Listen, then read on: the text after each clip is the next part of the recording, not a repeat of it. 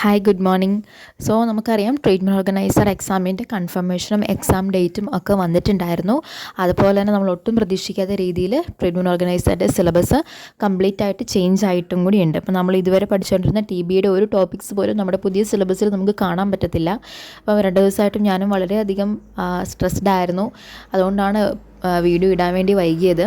അപ്പം നിങ്ങൾക്ക് എല്ലാവർക്കും അറിയാം, നമുക്ക് മാം നോട്ട്സ് തന്നിട്ട് ഞാൻ ജസ്റ്റ് അതിൻ്റെ ക്ലാസ്സസ് ഞാനും കൂടി എക്സാം എഴുതുന്നുണ്ടായിരുന്നു. അപ്പം അതിന് വേണ്ടിയിട്ടുള്ള പ്രിപ്പറേഷൻ ഞാൻ ഓൾറെഡി ഉള്ളതുകൊണ്ടാണ് എനിക്ക് നിങ്ങൾക്ക് ഈ ക്ലാസ്സൊക്കെ എടുത്തു തരാൻ പറ്റിയിട്ടുണ്ടായിരുന്നത്.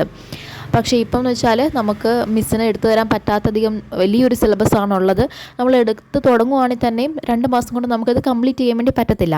അപ്പോൾ അതുകൊണ്ട് തന്നെ നമ്മളൊരു പെയ്ഡ് ക്ലാസ്സിനെ പറ്റി ഒരുപാട് എൻക്വയറി എനിക്ക് വന്നിട്ടുണ്ടായിരുന്നു, ക്ലാസ് തുടങ്ങുന്നുണ്ടോ എന്നൊക്കെ ചോദിച്ചിട്ട്. അപ്പം എന്തായാലും നമുക്ക് ഇനി ഒരു പെയ്ഡ് ക്ലാസ് സ്റ്റാർട്ട് ചെയ്ത് അത് കംപ്ലീറ്റ് ചെയ്യാൻ വേണ്ടി പറ്റത്തില്ല.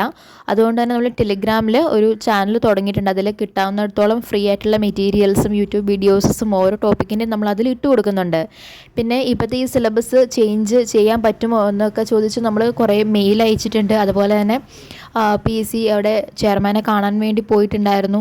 അപ്പം അങ്ങനെ പലതും നടക്കുന്നുണ്ട്, കംപ്ലയിൻറ്റ്സ് ഒക്കെ കൊടുക്കുന്നുണ്ട്. പക്ഷേ എങ്കിലും ഇതിൽ ചേഞ്ചസ് വരും എന്നുള്ള വലിയൊരു പ്രതീക്ഷയില്ല. കാരണം ഈ ഒരു സിലബസിനെ നല്ലതാണ്, ഈ സിലബസ് മതി എന്ന് പറയുന്നവരും ഒരുപാട് പേരുണ്ട്. അതുകൊണ്ട് തന്നെ നമുക്കത് ഈ സിലബസ് ചേഞ്ച് ചെയ്ത് തരും എന്നുള്ള ഒരു പ്രതീക്ഷയും കൂടുതലായിട്ട് ഇല്ല. അപ്പോൾ നമുക്കിപ്പം എന്താ ചെയ്യാൻ പറ്റുകയെന്ന് വെച്ചാൽ പുതിയ സിലബസ് എങ്ങനെയാണോ അതനുസരിച്ച് പഠിച്ചു പോകുക എന്നത് മാത്രം നമുക്ക് ചെയ്യാൻ വേണ്ടി പറ്റുള്ളൂ.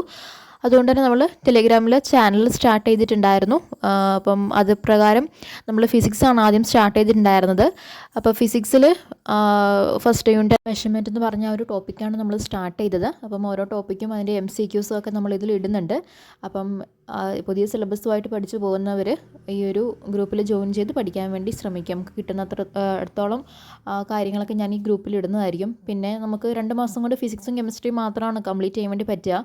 അപ്പം ബയോളജി മാത്സും പിന്നീട് നമുക്ക് പെൻഡിങ് ആയിട്ട് വരുന്നുണ്ട്. അപ്പം അതിൻ്റെയും കൂടി വേണമെന്നാണെങ്കിൽ പുതിയൊരു ചാനൽ കൂടി നമുക്ക് സ്റ്റാർട്ട് ചെയ്യാം.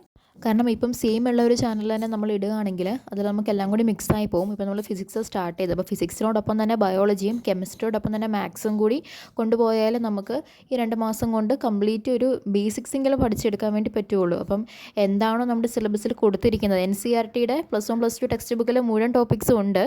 പക്ഷേ അതിൽ ചിലതൊക്കെ ഇല്ല. അപ്പം ഏതൊക്കെയാണ് സിലബസിലുള്ളതെന്ന് കറക്റ്റായിട്ട് നോക്കി അത് മാത്രം പഠിച്ച് അതിൻ്റെ മാത്രം MCQസും പ്രീവിയസ് ഇയർ ക്വസ്റ്റ്യൻ പേപ്പേഴ്സും റെഫർ ചെയ്യുക. പിന്നെ നമ്മുടെ ടെലിഗ്രാം ഗ്രൂപ്പിൻ്റെ ലിങ്ക് ഞാൻ താഴെ കൊടുക്കുന്നുണ്ട്. അപ്പം എല്ലാവരും ആ ടെലിഗ്രാം ചാനലിലേക്ക് ജോയിൻ ചെയ്ത് പഠിക്കാൻ വേണ്ടി തുടങ്ങുക. കൂടുതലായിട്ട് എന്തെങ്കിലും ഡൗട്ട് ഉണ്ടെങ്കിൽ കമൻറ്റ് സെക്ഷനിൽ പറയാം.